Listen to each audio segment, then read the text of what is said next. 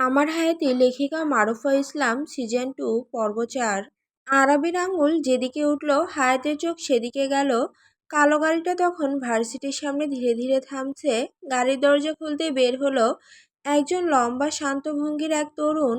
কালো শার্টের উপর হালকা সানগ্লাস, হাঁটার ভঙ্গিতে অদ্ভুত আত্মবিশ্বাস। চারপাশের শব্দ যেন তার উপস্থিতিতে একটু থেমে গেল। হায়াত একবার তাকিয়ে চোখ সরিয়ে নিল। ইস, ভার্সিটিতে এসে এসব সেলিব্রিটি শো কেন? সে বিরক্ত গলায় বলল।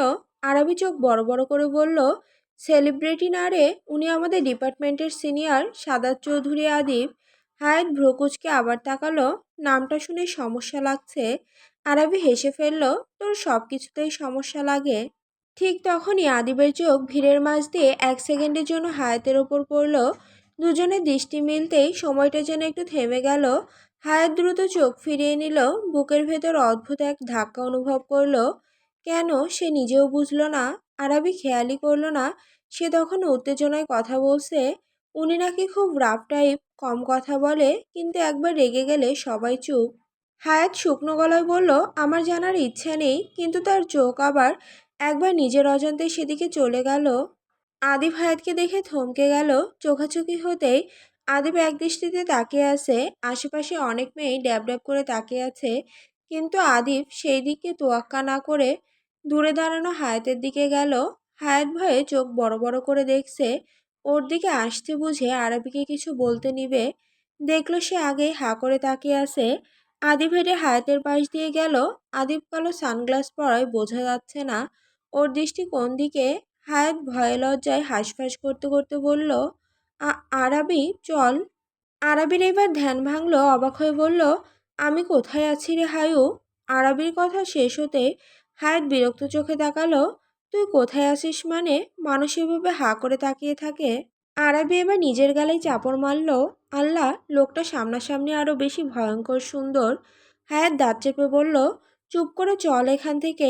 দুজন ঘুরে হাঁটতে নিতেই পেছন থেকে গভীর শান্ত একটা কণ্ঠ ভেসে এলো।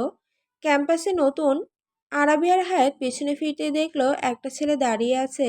দেখেই বুঝলো বড়লোক বাপের বখাটে ছেলে।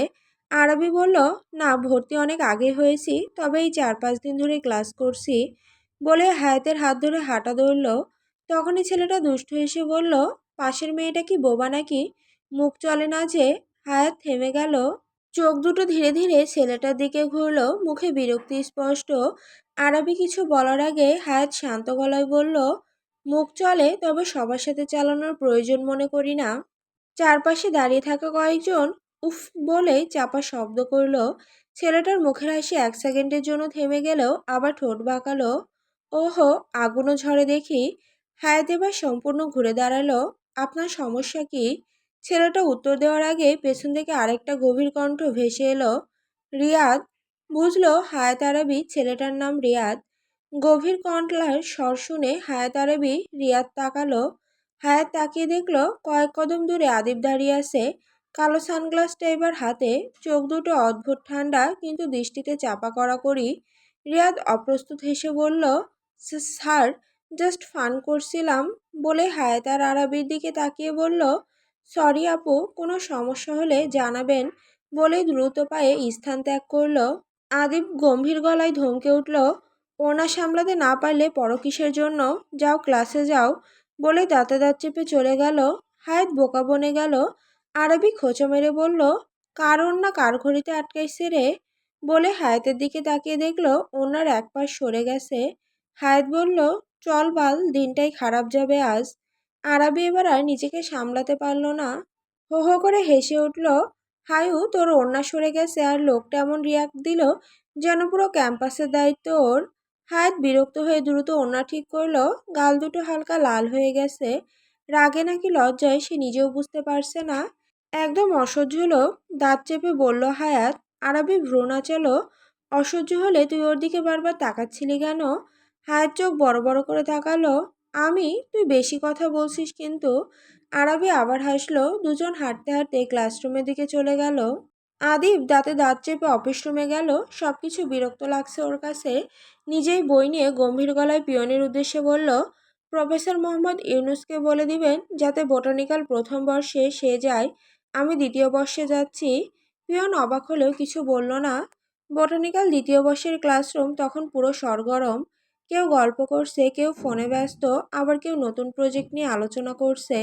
আরবি বেঞ্চে বসে আবার শুরু করলো, হায়ু, আমি কিন্তু এখনো শকে আছি। হায়াত ব্যাগ খুলতে খুলতে বিরক্ত গলায় বলল, আবার কি? আদিব স্যার। উফ। যাই হোক, লোকটার ভাইব আলাদা। হায়াত চোখ ঘোরালো, আমার মাথা খারাপ করে দিবি তুই। ঠিক তখনই ক্লাসরুমের বাইরে হঠাৎ করে ফিসফাস শুরু হলো। একটা মেয়ে উত্তেজিত গলায় বলল, আদিব স্যার নাকি এই ক্লাসে আসবে। আরেকজন বলল, সিরিয়াসলি? হায়াত ভ্রু কুচকালো, এখানে আসবে মানে? আরবি কিছু বলার আগেই দরজায় টোকা পড়ল। পুরো ক্লাস একসাথে চুপ হয়ে গেল। দরজা খুলে ভেতরে ঢুকলো আদিব। কালো শার্টের হাতা হালকা ফোল্ড করা, চোখে সেই ঠান্ডা গম্ভীর দৃষ্টি, হাতে কয়েকটা ফাইল। ক্লাসের অর্ধেক মেয়ে প্রায় নিঃশ্বাস বন্ধ করে তাকিয়ে আছে। আদিব ধীর পায়ে ভেতরে ঢুকে একবার পুরো ক্লাসে চোখ বুলালো। তার দৃষ্টি এক মুহূর্তের জন্য হায়াতের উপর এসে থামলো। হায়াত দ্রুত চোখ নামিয়ে ফেলল। আদিব গম্ভীর গলায় বলল, আমি সাদাত চৌধুরী আদিব। আপাতত কিছুদিন তোমাদের ক্লাস এবং প্রজেক্ট সুপারভিশন আমি দেখব। পুরো ক্লাসে চাপা গুঞ্জন শুরু হলো। আরবি ধীরে ধীরে হায়াতের কানে বলল, ইয়া আল্লাহ, তোর কপাল খুলছে না বন্ধ হচ্ছে বুঝতেছি না। হায়াত নিচু গলায় বলল, চুপ কর। আদিব তখন টেবিলের ওপর ফাইল রাখছিল। হঠাৎ তার চোখ আবার হায়াতের দিকে গেল। সে কয়েক সেকেন্ড তাকিয়ে থেকে শান্ত গলায় বলল, তৃতীয় বেঞ্চের ব্লু ড্রেস দাঁড়ান। পুরো ক্লাস একসাথে হায়াতের দিকে তাকালো। হায়াত অবাক হয়ে নিজের দিকে আঙুল তুলল। আমি? জি আপনি। হায়াত ধীরে ধীরে দাঁড়ালো। বুকের ভেতর অকারণে ধুকপুক করছে। আদিবের ঠোঁটের কোণে রহস্যময় হাসি হেসে বলল, নাম কি? হায়াত কাঁপা কাঁপা গলায় বলল, হ্যাঁ, আফরা হায়াত শিকদার। আদিব বলল, ভিটামিনের অভাব আছে, কাল থেকে ভিটামিন খাবে। হায়াত একটু অসন্তুষ্ট হলেও বলল, জি আচ্ছা। আদিব ইশারায় হায়াতকে বসতে বলল। হায়াত বসলো। কিছু কিছু মেয়ে হিংসায় হায়াতকে নিয়ে ফিসফিস করছে। কেন পুরো ভার্সিটির ক্রাশ মেয়েটির সাথে কথা বলল, এই নিয়ে কেমন করে হায়াতের দিকে তাকিয়ে আছে। হায়াত সবার নজর বুঝতে পেরে চুপ রইল। ক্লাসের পরিবেশটা অদ্ভুতভাবে বদলে গেল। কেউ বই খুলে বসেছে ঠিকই, কিন্তু প্রায় সবার চোখ বারবার হায়াতের দিকে চলে যাচ্ছে। পেছনের বেঞ্চ থেকে একটা মেয়ে ফিসফিস করে বলল, এই মেয়ের মধ্যে এমন কি আছে? আরেকজন ঠোঁট বাঁকিয়ে বলল, আদিব স্যার তো কারো দিকে তাকায়ও না নর্মালি। হায়াত কথাগুলো শুনেও না শোনার ভান করলো। সে চুপচাপ খাতা খুলে বসে রইল। আরবি ধীরে ধীরে হায়াতের কানের কাছে মুখ এনে বলল, তুই ভাইরাল হয়ে গেছিস। হায়াত দাঁত চেপে ফিসফিস করলো, একদম চুপ থাক। সামনে দাঁড়িয়ে আদিব তখন ক্লাস নেওয়া শুরু করেছে।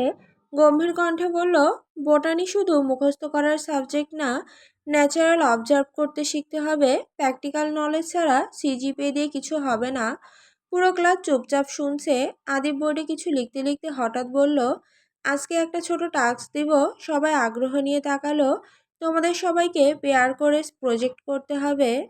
কথাটা বলতেই ক্লাসে হালকা উত্তেজনা ছড়িয়ে গেল। কেউ বন্ধুর দিকে তাকাচ্ছে, কেউ আগেই পেয়ার ঠিক করে ফেলছে। আদিব ফাইল খুলে নাম দেখা শুরু করলো। আরাবি রহমান। জি স্যার। তুমি নীলার সাথে? নীলা হলো আদিবের কাজিন, তাই আরবির কাছে গিয়ে বসলো। আরবি মুখ বাঁকিয়ে নিচু গলায় বলল, ধুর। হায়াত চাপা হাসলো। তারপরে আদিব আবার বলল, আফরা হায়াত শিকদার। হায়াত মাথা তুলল। আদিব কয়েক সেকেন্ড তার দিকে তাকিয়ে থেকে শান্ত গলায় বলল, ইউ উইল ওয়ার্ক অ্যালোন। পুরো ক্লাস অবাক হয়ে গেল। একজন ছেলে বলে উঠল, স্যার একা? আদিব চোখ না তুলেই বলল, এনি প্রবলেম? ছেলেটা দ্রুত মাথা নাড়ল, না স্যার। হায়াত নিজেও অবাক। সে ধীরে ধীরে বলল, স্যার আমি চাইলে কারোর সাথে। না। আদিব সরাসরি তার কথা কেটে দিল। পুরো ক্লাস আবার চুপ। আদিব এবার ঠান্ডা গলায় বলল, আপনি একাই করবেন, দেখি আপনার ক্যাপাবিলিটি কতটুকু। হায়াতের ভেতরে জেদ চেপে গেল। সে সোজা হয়ে বসে শান্ত গলায় বলল, ঠিক আছে স্যার, আমি একাই করব। আদিবের ঠোঁটের কোণে হালকা অদ্ভুত হাসি ফুটে উঠল। আরবি পাশে বসে মনে মনে বলল, ইয়া আল্লাহ, এ তো ডেঞ্জারাস কেমিস্ট্রি। হায়াত বলল, একাই পারবো। নীলা মুচকি হেসে বলল, হাই, আমি নীলা চৌধুরী। হায়াতও মুচকি হেসে বলল, আমি আফরা হায়াত শিকদার। আরিবা। আমি আরাবি রহমান। নীলা বলল, ফ্রেন্ডস। হায়াত আরবি মুচকি হেসে রাজি হয়ে গেল।